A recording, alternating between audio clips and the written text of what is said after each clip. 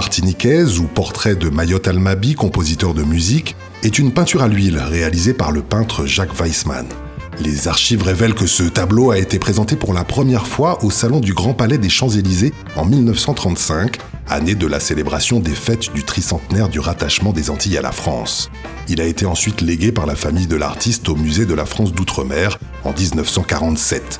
Il appartient désormais aux collections du musée du Quai Branly Jacques Chirac, en dépôt au musée d'histoire et d'ethnographie de Fort-de-France.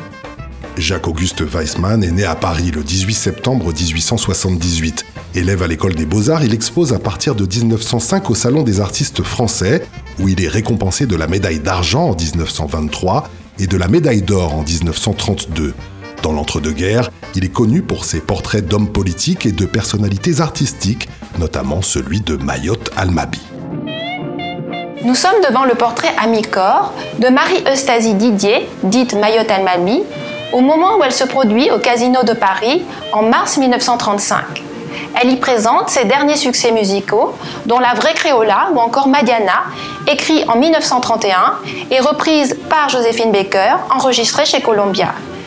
Il faut comprendre que Mayotte est l'une des chanteuses et musiciennes les plus accomplies de la communauté antillaise, écrivant elle-même ses compositions pour piano.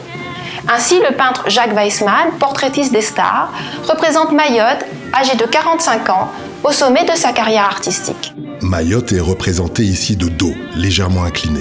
Son visage est tourné vers le spectateur, esquissant un pas de danse. La torsion de son corps et ses mains sur ses hanches suggèrent un mouvement du bassin. Elle semble nous inviter à la regarder, à la suivre sur la scène. Elle porte sur sa tête une coiffe calandée en madras rouge, jaune et vert, surmontée d'un gros nœud en madras. Ses cheveux noirs sont coiffés en chignon bas. Sa robe d'apparat en soie, noire et fleurie, est cintrée à la taille.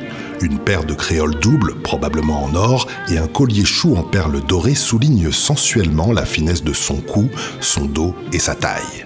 Son maquillage de scène est prononcé, poudré, fard à joues et un rouge à lèvres rouge. Près de l'œil, une mouche assassine sur sa joue droite qualifie dans la symbolique cosmétique un tempérament passionné. Ce type de maquillage, qui reprend les codes de beauté des femmes du XVIIIe siècle, se retrouve dans de nombreux portraits de femmes antillaises du Paris des années 30. Weissman réalise une seconde œuvre qui présente la même composition dynamique que le portrait de Mayotte. Cette Martiniquaise aux traits esquissés porte un costume plus modeste, avec une coiffe traditionnelle et un gros collier autour du cou. Née à Toulon en 1890, Marie Didier, de son vrai nom, est la fille d'un capitaine d'artillerie, Georges Didier, né à Fort-de-France en 1847, et de son épouse, Émilie Wady, née en 1861. La jeune Marie reçoit une solide éducation musicale classique au Conservatoire de Paris. Elle est premier prix de chant et de violon. Vers la fin des années 1910, elle suit ses parents de retour à la Martinique. Dès son arrivée, elle obtient un poste de professeur de musique au pensionnat colonial de Fort-de-France. En 1921, elle épouse Marcel Almaby Athanase, ingénieur des travaux publics. Elle décide de quitter la Martinique pour se consacrer à sa passion et s'installe à Paris. Le portrait de Mayotte Almaby par Jacques Weissman s'inscrit dans le goût de la culture antillaise qui se développe après la Première Guerre mondiale et qui sera vivifiée en 1931 avec l'exposition coloniale. On va dire que Paris devient une sorte de point d'ancrage pour les communautés noires d'Europe, d'Afrique, des Amériques ou encore de la Caraïbe. Les musiciens de jazz et de biguine vont jouer un rôle très important dans la construction d'une culture noire française. Les artistes peintres, les photographes vont aussi jouer un rôle important dans la construction d'un imaginaire antillais assimilationniste aux enjeux qui deviennent de plus en plus touristiques. Dans l'entre-deux-guerres, les exemples d'ascension sociale des personnes issues des vieilles colonies s'affichent dans la presse, modifiant progressivement les représentations mentales des Français, tout en façonnant un imaginaire républicain impérialiste. Dans un contexte de forte discrimination raciale, une élite politique noire se constitue pourtant sous la Troisième République. tels que Gratien Candace, Alcide Delmont, Gaston Monerville, Henri Lemery, Raphaël Élysée ou encore Félix Éboué.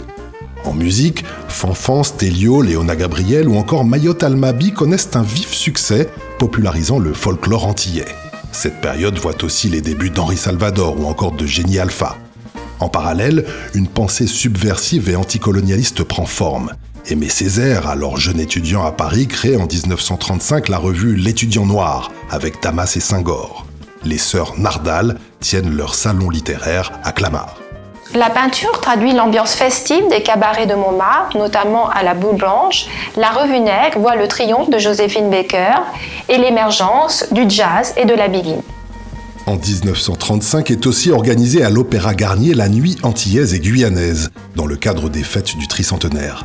Mayotte Almaby est chargée de la partie artistique. L'orchestre Stélio et de nombreux autres artistes se produisent sur scène. Mais si la beauté envoûtante et séductrice de Mayotte apparaît clairement dans l'œuvre de Weissman, le peintre nous montre d'abord, dans un contexte politique où les femmes revendiquent le droit de vote, une femme brillante, libre, un modèle de réussite, fière de ses origines antillaises et de sa beauté métissée. La complicité entre la musicienne et son portraitiste est palpable. L'admiration du peintre pour l'artiste se ressent.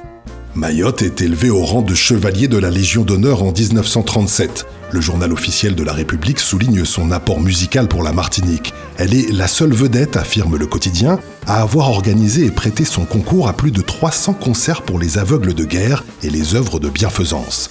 Cette générosité de cœur est une qualité partagée avec le peintre Jacques Weissman, qui avait reçu lui aussi, en 1931, la même distinction pour ses 3000 dessins servant à la reconstruction des gueules cassées.